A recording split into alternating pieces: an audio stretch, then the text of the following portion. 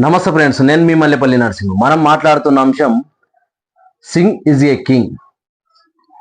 అమరుడైన doctor Manmohan Singh గారికి జోహార్లు చెప్తూ, దేశం చాలా క్లిష్ట పరిస్థితిలో ఉంది. ఆర్థిక వ్యవస్థ క్లిష్ట పరిస్థితిలో ఉంది. అది క్లిష్ట పరిస్థితి ఎదుర్కొంటున్న సమయం, అది ఆపత్కాల సమయం. అలాంటి సమయంలో ఆర్థిక శాఖ మంత్రిగా బాధ్యతలు చేపట్టిన వ్యక్తి డాక్టర్ మన్మోహన్ సింగ్ గారు. అయితే తనదైన శైలిలో దేశ ఆర్థిక వ్యవస్థను గాడిలో పెట్టారు. That is the Singh is a king అని చెప్పాలి మనం. మిత్రులారా, డాక్టర్ మన్మోహన్ సింగ్ గారు 1932 సెప్టెంబర్ 26వ తారీఖున పాకిస్తాన్లో వెస్టర్న్ పంజాబ్ గహూలో జన్మించారు. దేశం విడిపోయిన తర్వాత ఇతను పంజాబ్ అమృత్సర్లోనికి షిఫ్ట్ అయినరు. నిరుపేద కుటుంబం నుండి వచ్చిన వ్యక్తి మన డాక్టర్ మన్మోహన్ సింగ్ గారు. కిరోసిన్ దీపం కింద చదువుకున్న వ్యక్తుల్లో డాక్టర్ మన్మోహన్ సింగ్ గారు కూడా ఒకరు. చాలా కష్టపడి స్కాలర్షిప్ల మీదనే ఆధారపడి చదువుకొని దేశంలో అత్యున్నత స్థాయి పదవులు అనుభవించిన వ్యక్తి డాక్టర్ మన్మోహన్ సింగ్ గారు. 1952లో ఎకనామిక్స్లో డిగ్రీ పొందిండ్రు. 1954లో పీజీ, 1957లో ఇంగ్లాండ్లో ఎకనామిక్స్ ఆనర్స్ చేసిండు.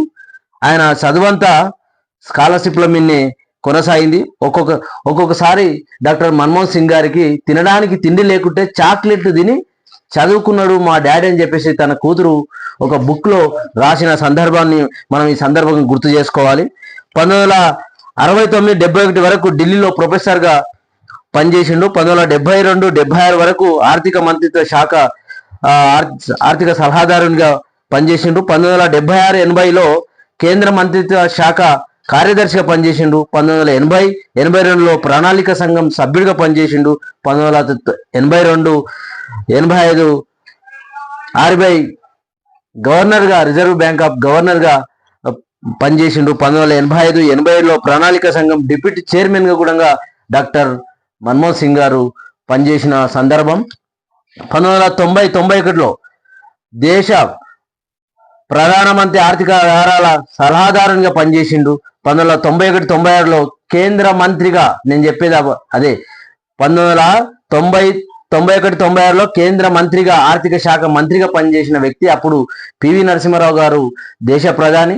దేశం పూర్తిగా క్లిష్ట పరిస్థితిలో ఉంది. ఆర్థిక వ్యవస్థ పూరా గాడి తప్పిపోయింది. దేశంలో మారక ద్రవ్యాలు నిల్వ 15 రోజులకు మాత్రమే ఉన్న సందర్భంలో మన ఆర్థిక శాఖ మంత్రిగా మన్మోహన్ సింగ్ గారు ఎక్కిరు. ఆనాటి ప్రధాని పివి నరసింహారావు గారు దేశంలో వెతికి డాక్టర్ మన్మోహన్ సింగ్ గారిని తీసుకొచ్చి ఆర్థిక వ్యవస్థను గాడిన పెట్టిన సందర్భం. ఆ రోజు మన్మోహన్ సింగ్ గారు లేకుంటే ఈరోజు ఆర్థిక వ్యవస్థ ఈ విధంగా ఉండేది కాదేమో అనే ఆలోచన. 2004-2014 వరకు భారతదేశ ప్రధానమంత్రిగా మన డాక్టర్ మన్మోహన్ సింగ్ గారు నిర్వర్తించారు. అయితే డాక్టర్ మన్మోహన్ సింగ్ గారు ప్రధానిగా ఉన్నప్పుడు కొన్ని తీసుకున్న నిర్ణయాలు ఇప్పటికీ అమల్లో కొనసాగుతున్నాయి. అది ఒకటి ఉపాధి హామీ పథకం కావచ్చు. 2005లో రైట్ టు ఇన్ఫర్మేషన్ యాక్ట్ తీసుకొచ్చిండు.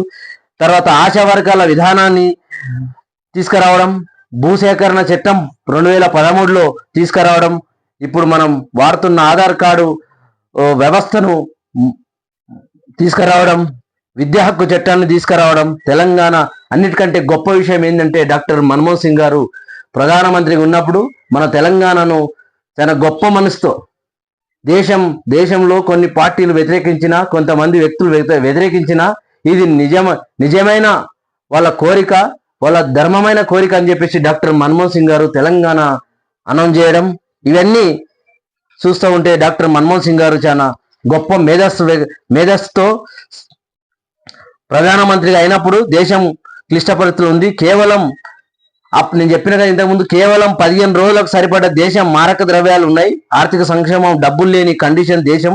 అప్పుడు రిజర్వ్ బ్యాంకులో ఏం చేసిండు అప్పుడు అంటే, మన రిజర్వ్ బ్యాంకులో ఉన్న 44 లక్షల టన్నుల బంగారాన్ని తీసుకెళ్లి లండన్లో ఇంగ్లాండ్లో తీసుకెళ్లి ఈ బంగారాన్ని కుదువపెట్టి 300 కోట్లు అప్పు తెచ్చి దేశ ఆర్థిక వ్యవస్థను గాడిలో పెట్టిన సందర్భం అది ఒక మన్మోహన్ సింగ్ గారే. ఈ రోజు దేశ ఆర్థిక వ్యవస్థ 5వ స్థానంలో ఉన్నది కారణం డాక్టర్ మన్మోహన్ సింగ్ గారు అని చెప్పక మనం తప్పదు మిత్రులారా. అయితే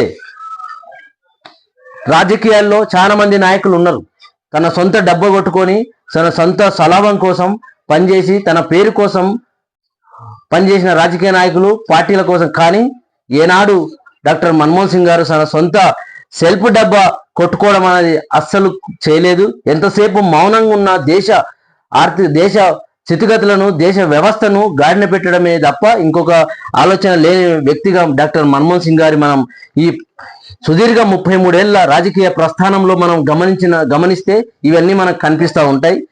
తర్వాత కుల మత రాజకీయాల జోలికి అసలే పోలేదు. ఈ దేశంలో ప్రతి మనిషి, అన్ని కులాల వాళ్ళు ఈ దేశ పౌరుడే అని చెప్పేసి అన్ని కులాలను గౌరవించి అన్ని కులాలకు ఫలాలు అందించే వ్యవస్థను తీసుకురావడంలో ముందున్న మన డాక్టర్ మన్మోహన్ సింగ్ గారు అని చెప్పక తప్పది మిత్రులారా.